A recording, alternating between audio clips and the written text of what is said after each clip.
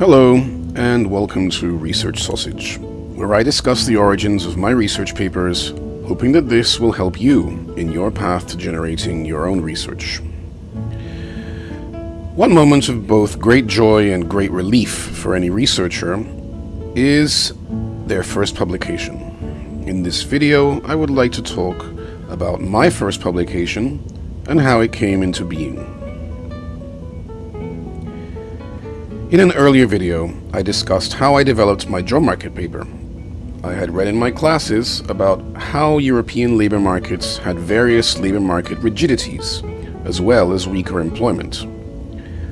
I had also read that the rate of technical progress embodied in capital was thought to have accelerated around the mid or late 1970s, and wondered if that could have led to a greater divergence between labor markets with different institutions. I developed a general equilibrium model and examined the aggregate impact of firing costs under different rates of embodied technical progress. The findings were modest. This bugged me, and I always wondered whether there was some model feature that somehow dampened the interaction between firing costs and embodied technical progress. Then, I saw a paper in a special issue of the Review of Economic Dynamics. In this paper, the authors argued that the rate of embodied technical progress varies significantly by sector, based on the mix of types of capital used in each sector. This got me thinking, if firing costs affect you more if you use capital that experiences more rapid technical progress, and the mix of capital types varies across sectors, it means some sectors are hit harder. If there are entrepreneurs who choose which sector to enter, then one thing that firing costs might do is change the sectoral composition of economies, shrinking them away from high-tech activities. To approach this problem, I needed a multi-sector version of my job market paper with sectoral choice. I was not sure at the time whether I could do that, given that it was a general equilibrium model, so instead, I developed a partial equilibrium framework. I think a general equilibrium version is possible, but it would probably require international trade, so its predictions for trade would be under scrutiny also. There was a strategic choice here. Do I want to go for the max, or do I want to just focus on this problem? I decided to focus on this problem based on my conditions at the time. If you were to find yourself in a situation where you need to decide whether to expand a project, you might make a different choice based on your conditions, including your exposure to the literature you would need to expand into, and your opportunities to expand the project by bringing in people with complementary skills. Anyway, back to the paper. It is important to underline that, unlike my job market paper, this was not a quantitative question.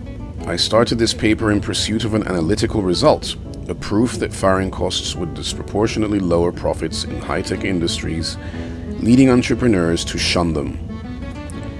In discrete time, this was not going to be possible, as optimal employment, and thus profits, could not be analytically expressed in the presence of non-convexities such as firing costs. As a result, I had to solve the model in continuous time. This posed a challenge.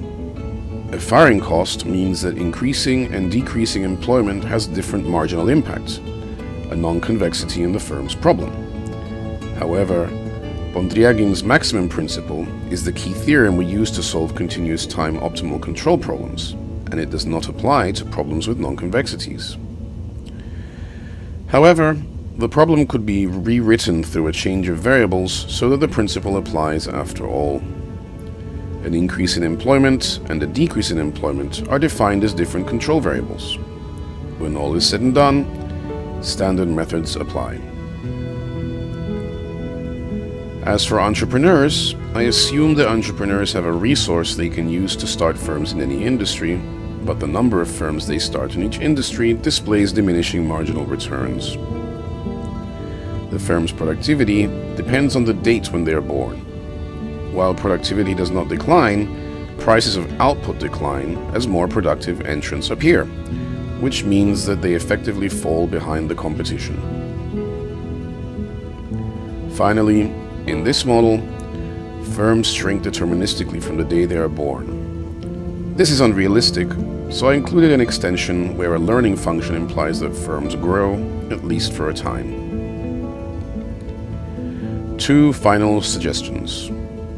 As I mentioned, this paper was cast as a theoretical exploration. However, any theoretical exploration has to have empirical relevance. I address this in 2 ways. First, I included a numerical example at the end to illustrate the workings of the model.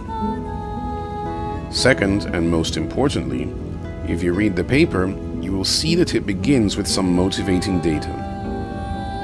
Specifically, information technology is the type of physical capital with the highest rate of embodied technical progress. As a result, I motivated the written paper showing there was a negative link across countries between indicators of information technology diffusion and firing costs. This kind of empirical motivation can be central for persuading associate editors, referees, and readers that what you're doing is economically important.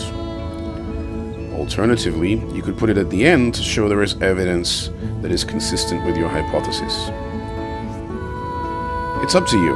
Where to place empirical evidence for a model is a strategic decision, but either way, a connection to the empirical literature or some of your own empirical work is very important.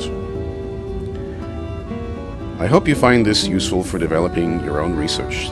Thank you, and until next time.